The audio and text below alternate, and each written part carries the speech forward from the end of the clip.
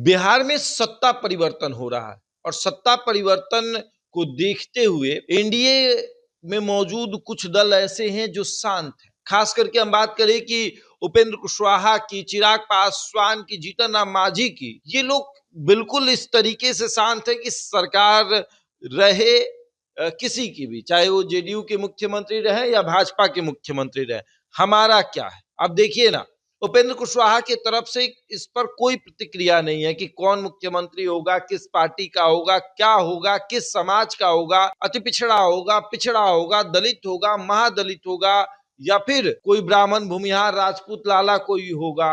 कोई प्रतिक्रिया नहीं, क्योंकि उन्हें ये बात पता है कि सरकार में कोई भी रहे, मुख्यमंत्री कोई भी रहे, हमारा क्या है।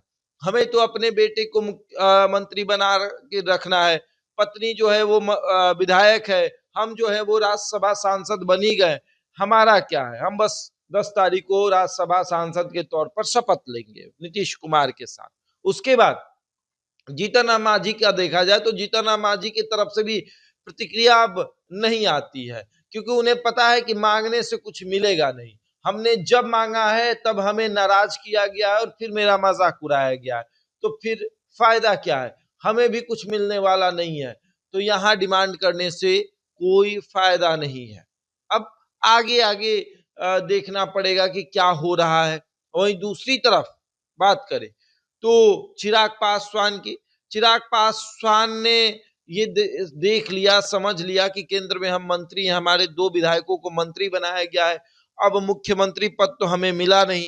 अगर हम प्रेशर बनाते हैं और भारतीय जनता पार्टी ने किसी दलित को मुख्यमंत्री बना दिया तो फिर आने वाले समय में हमारा रास्ता बंद हो जाएगा। जीतन राम मांझी भी यही सोच रहे हैं कि अगर हम ज्यादा उछले और कोई दूसरा महादलित बन गया तो हमारा रास्ता बंद हो जाएगा। यानी सब अपने बारे में सोच रहे हैं और इसीलिए भारतीय जनता पार्टी के भीतर अगर किसी को लेकर चर्चा हो रही कि कोई मुख्यमंत्री बनेगा, किसी की चर्चा हो रही है, तो इन तीनों दलों में से कोई बोलने वाला नहीं है। इनके अंदर इस बात को लेकर है कि भाई कोई मुख्यमंत्री बन जाए, हमें कोई दिक्कत नहीं है, आप बना लीजिए, बशर्ते हमें वो मंत्रालय दे दीजिएगा जो मंत्रालय हमारे पास है, या उससे बेहतर मंत्रालय दे दीजिएगा, हम कुछ नहीं करने वाले हैं। यानी जेडीयू और भाजपा समझे कि क्या करना है क्या नहीं करना है। वो जेडीयू भाजपा की डील है, उसमें जेडीयू को उप मुख्यमंत्री पद चाहिए, भाजपा को मुख्यमंत्री पद चाहिए,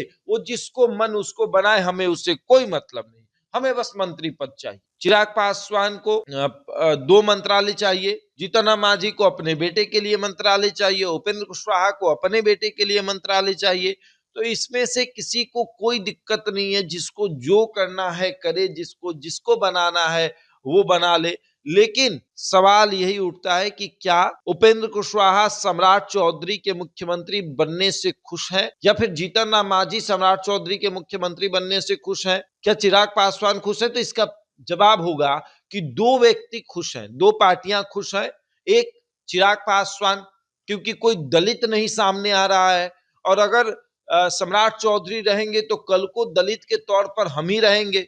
जीतन राम मांझी, कोई महादलित नहीं आ रहा है, इसलिए जीतन राम मांझी भी खुश है, क्योंकि कल को अगर कोई महादलित का चेहरा सामने आएगा, कोई नाम लेगा, तो हम सबसे बड़े नेता हैं।